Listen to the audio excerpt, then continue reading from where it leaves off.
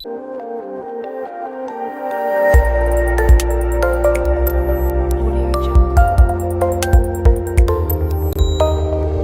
दशक से भी ज़्यादा सक्रिय राजनीतिक जीवन, कैबिनेट मिनिस्टर, चीफ मिनिस्टर, राज्यपाल, भीड़, दल, आलोचनाएं, समर्थन, ना जाने कितने पड़ावों को पार करके भारतीय राजनीति में एक नया मुकाम सेट करने वाली शीला जी आज हमारे शो की मेहमान है। मैम आपका बहुत बहुत स्वागत है। Thank you. दिल्ली ज़्यादा पसंद है कि लखनऊ?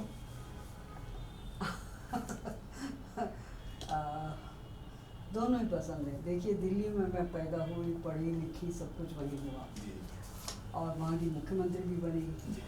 और यूपी इसलिए बहुत ज़्यादा पसंद है कि मेरा ससुराल है ये, और यहाँ पर पहली दफ़ा पॉलिटिक्स में आई, कन्नौज से लड़ी, पहली दफ़ा यहीं से मिनिस्टर भी बनी राजीव जी की सरकार में। तो ये तुलना करना और इसको कहना कौन ज़्यादा अच्छा कौन कम अच्छा, मैं समझी ना दिल्ली के लिए न्याय होगा, ना मेरे लिए न्याय होगा, ना यूपी के लिए। तो इसलिए मुझे सभी जगह पसंद है। मैम, ससुराल का आपने जिक्र किया, राजनीति में आप यहाँ से आएंगे, लेकिन अगर राजनीति में आपको अपना आदर्श मानना होगा तो स्वर्गीय इंदिरा जी को आदर्श मानती हैं कि अपने ससुर स्वर्गीय उमा शंकर जी को? देखिए, राजनीति में जिस तरह से जीवन में होता है, आपके जीवन में भी आपका एक ही आदर्श नहीं होता है, बहुत सारे होते हैं। पिता भी होता है, माता भी होती है, और अपनी अपनी जगह पे सब होते हैं। इसीलिए इसी तरह मेरे लिए भी है कि इंदिरा जी एक किस्म की आदर्श थी। पंडित जवाहरलाल नेहरू, जिनका हम सुनते थे और अखबार में देखते थे, ज़्यादा मालूम नहीं था उनके बारे में उस वक्त, लेकिन वो बहुत बड़े आदर्श थे। महात्मा गांधी उससे भी बड़े आदर्श थे। और तो इन 7-8 आदर्शों में से प्रेरणा ली। अब मैं समझती हूँ, मेरे लिए राजीव गांधी भी एक आदर्श थे, जिन्होंने संभाला इस देश को। और आज की 21वीं सदी का हिंदुस्तान की अगर जो रूपरेखा बनाई तो वो राजीव गांधी ने बनाई। आज आप ये यूट्यूब और ये मोबाइल वगैरह जो हम देख रहे हैं, ये सब राजीव जी की देन है। मेरे लिए सोनिया गांधी भी एक आदर्श है, क्योंकि जिस तरह से उन्होंने कांग्रेस को संभाला, जिसमें सब लोग समझ रहे थे अब तो कांग्रेस गई, टूट गई, ख़त्म हो गई, उन्होंने संभाला और न कोई शोर शराबा किए, एक बड़ी शालीनता से। सबको ये लगा था पता नहीं विलायत की हैं, यहाँ की भाषा भी समझेगी, आपसे और मेरे से ज़्यादा अच्छी हिंदी वो बोल लेती, तो वो भी एक आदर्श हैं। तो आदर्श का मतलब केवल एक पुरुष नहीं होता। मेरे लिए बचपन में फ्लोरेंस नाइटिंगेल थी, जो बहुत बड़ी नर्स मानी जाती थी। तो ये क्या आप अचीव करना चाहते हैं, क्या आप लेना चाहते हैं, किस चीज़ में आप कामयाबी चाहते हैं, उसका आदर्श मिल जाता है। मैम, आप छात्र जीवन से ही पर्यावरण और महिला मुद्दों से के लिए लगातार काम करती रही हैं। उत्तर प्रदेश के लिए कोई रोड मैप है आपके, पर्यावरण या महिलाओं से जुड़े मुद्दों के लिए? देखिए, उत्तर प्रदेश के लिए मेरा रोड मैप ये है, जैसे दिल्ली में भी था, कि महिलाओं को जो उनका योगदान की वजह से जिस प्रकार की इज्जत मिलनी चाहिए वो नहीं मिलती है। उसमें कमज़ोरी है हमारे समाज में, ये सब जगह ऐसा ही है। किसी को दोषी नहीं ठहरा रही हूँ, लेकिन महिला एमए कर लेती है, उसका भाई भी एमए कर लेता है, लेकिन वो कहीं का कहीं उसके लिए सब कुछ किया जाता है, बेटी के लिए थोड़ा कम किया जाता है, उसको आवश्यक नहीं माना जाता है, ज़रूरी नहीं माना जाता। तो मैं समझती हूँ कि सबसे पहले जो हमें सुधार लाना चाहिए वो महिलाओं के लिए लाना चाहिए। लेकिन इसके साथ साथ मैं बात और करूँगी कि महिला ही समाज की जो संतुलन है समाज में, जो अच्छाइयाँ हैं, उसकी जिम्मेदारी महिलाओं की रहती है। वो जिम्मेदारी को नहीं छोड़ना चाहिए। मैम, 1984 में यूएन में आपने भारतीय प्रतिनिधि के तौर पर शामिल हुई महिला समिति में, उसके बाद फिर गवर्नर, मुख्यमंत्री, अब दूसरे प्रदेश में मुख्यमंत्री पद के उम्मीदवार हैं आप। इतने लंबे राजनीतिक संघर्षों को, जीवन को किस तरह आपकी कितना मुश्किल रहा सफर? देखिए, मुश्किल रहा, लेकिन क्योंकि मन था और चाह थी कि कुछ कर दे बैठे। मैं उस परिवार में मेरा विवाह हुआ और उस परिवार में मैं पैदा हुई, विवाह हुआ एक राजनीतिक परिवार में। मेरे ससुर एक बहुत बड़े फ्रीडम फाइटर थे, उमाशंकर दीक्षित, इंदिरा जी के, पंडित जी के, सबके बहुत निकट थे। और राहुल जी उनसे बहुत राय मशवरा लेते थे। मेरे पेरेंट्स जो थे वो बड़े साधारण लोग थे, लेकिन एक जीवन में एक देशभक्ति का, वो कोई फ्रीडम फाइटर नहीं थे, ना कोई संघर्ष ऐसा किया था, लेकिन देशभक्ति, अपना देश, अपनी भाषा, अपनी सभ्यता, उसके बहुत बड़े पुजारी थे। तो मेरे जो ब्रिंगिंग अप हुई वो हिंदुस्तान की तरह जैसे एक महिला की होनी चाहिए वो थी। और विवाह हुआ ऐसे परिवार में जिसने हिंदुस्तान को संभालने की कोशिश करी। तो ये एक हो गया। ये और फिर जैसे मैं समय बीतता गया वैसे सीखती भी गई, आते भी पढ़ती रही। मेरे पति भी आईएएस के एक ऑफिसर थे, उत्तर प्रदेश के काडर के था।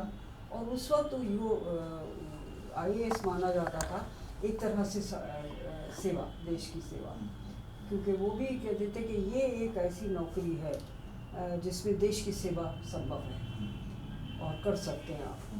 तो ऐसे वातावरण में, ऐसे वायु में हुई तो वही रहा। अब मेरा बेटा एमपी रहा तो वो भी उसमें ही लगा हुआ है। मेरी बेटी जो है वो एनजीओ चलाती है, तो वो भी सोशल सर्विस में लगी हुई है।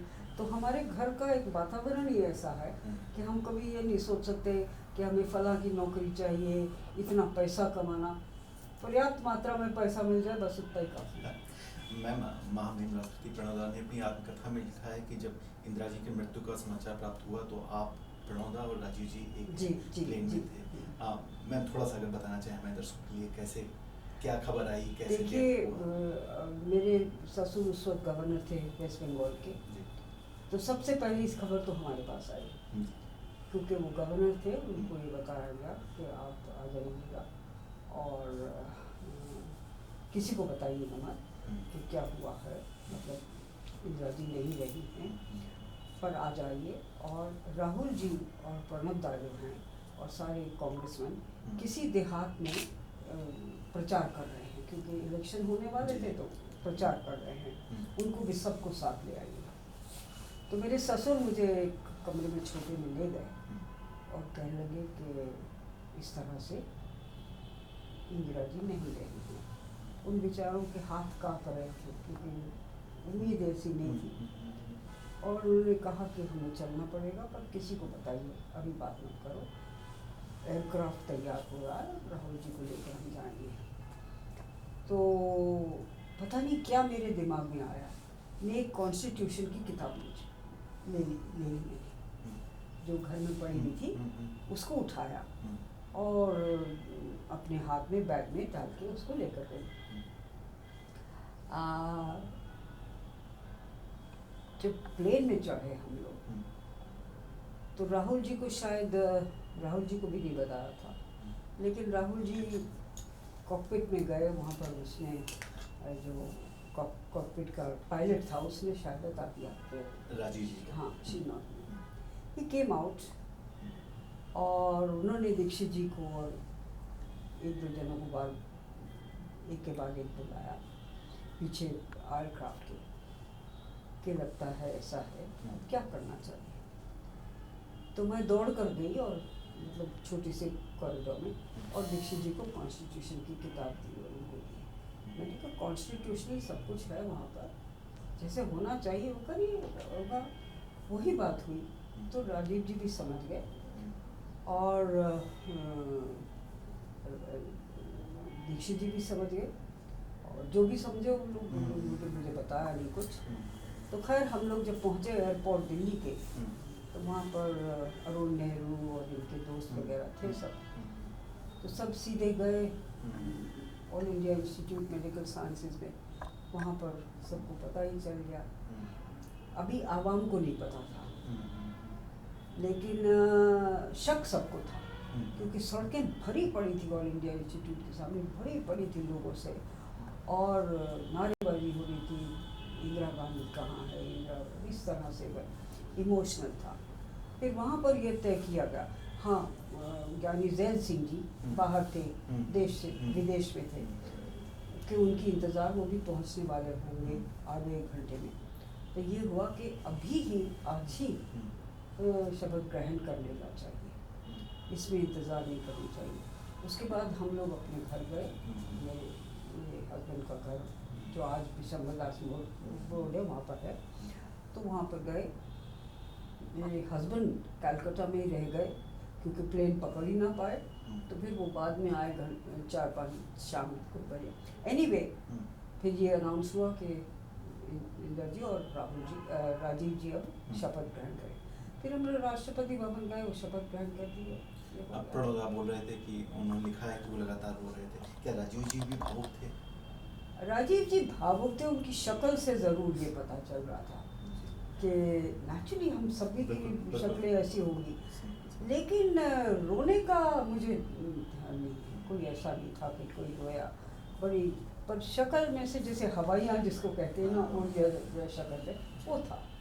मैम, उत्तर प्रदेश विधानसभा चुनाव को किस तरह देखने की कितनी उम्मीद है आपको पार्टी से? देखिए, हम इस उम्मीद से जा रहे हैं कि हम जीतेंगे, क्योंकि हम ने जो यात्रा करी जिसमें 27 साल उत्तर प्रदेश में हाल वाली रहा, उसका रिस्पांस बेहद अच्छा रहा। और पौने 2-2.5 महीने हम लोगों ने सबने 2 जगह ये यात्रा करी, कुछ उस तरफ गए, कुछ हम लोग इस तरफ गए। उसका रिस्पांस बहुत अच्छा था, तो इसलिए आशा बनती है। और जो हाल देखा है उत्तर प्रदेश का, वो वाकई में बेहाल है। सड़कें जैसी चीज़ नहीं है यहाँ पर, एजुकेशन ख़त्म हो गया है, बिजली नहीं है, लॉ एंड ऑर्डर बहुत ख़राब है, और पानी ठीक नहीं है, किसान परेशान है, इंडस्ट्री नहीं आ रही है कोई भी, कॉलेजेस और स्कूल्स भी इस लायक नहीं कि उत्तर प्रदेश के बच्चे उनमें पढ़ पाएँ, सब बाहर चले जाते हैं, तो बेहाल वाक़ई में है। तो हमें उम्मीद है कि हम मैसेज अपना दे पाएँ, और कांग्रेस का इतिहास बताता, हमें कोई झूठ बोलने की ज़रूरत नहीं है कि भाई जब जब कांग्रेस जहाँ पर भी रही है तो विकास ही देश का हुआ है, और समाज को एक करने की करी, समाज को कभी बांटा नहीं है कांग्रेस ने, चाहे वो हिंदू हो, मुसलमान हो, सिख हो, ईसाई हो, या किसी भी जात उसका हो, कास्ट का हो। यहाँ पर कास्ट बहुत चलता है, लेकिन कांग्रेस ने हमेशा सबको साथ लेने की कोशिश करी, और आज भी यही हम कोशिश करेंगे। और हमें उम्मीद है कि लोग अब त्रस्त हो गए होंगे, परेशान हो गए होंगे कि कितना सारे स्टेट्स आगे बढ़ गए, ऊपर नीचे रह गया है, तो ये जागरूकता आ जाएगी तो जीतेंगे। मैम, क्या अंतिम परिणाम आने तक आप कांग्रेस के लिए मुख्यमंत्री पद की उम्मीदवार रहेंगी, ये पक्का है? अब देखिए, पक्का क्या पहले बने तो उम्मीदवार लायक, मतलब पहले पार्टी इस लायक तो बने कि उम्मीदवार बने, तो देखेंगे क्या होगा। गठबंधन होने की सूरत में? गठबंधन की बात जरूर चल रही है, और चर्चा न्यूज़पेपर्स में और वैसे ज़रूर ज़्यादा चल रही है, पर अभी कोई सीरियस थॉट नहीं दिया गया। जिस दिन सीरियसली इसको किया जाएगा, यदि किया गया, तब देखेंगे क्या करना। मैम, जहाँ से आपने दिल्ली को छोड़ा था, दिल्ली वहीं पर रुकी है, बढ़ी है कि पीछे हटी है? देखिए, मेरा कहना शायद अच्छा नहीं है, लेकिन मैं एक नागरिक होने के नाते जो कह रही हूँ, बहुत पिछड़ गई है।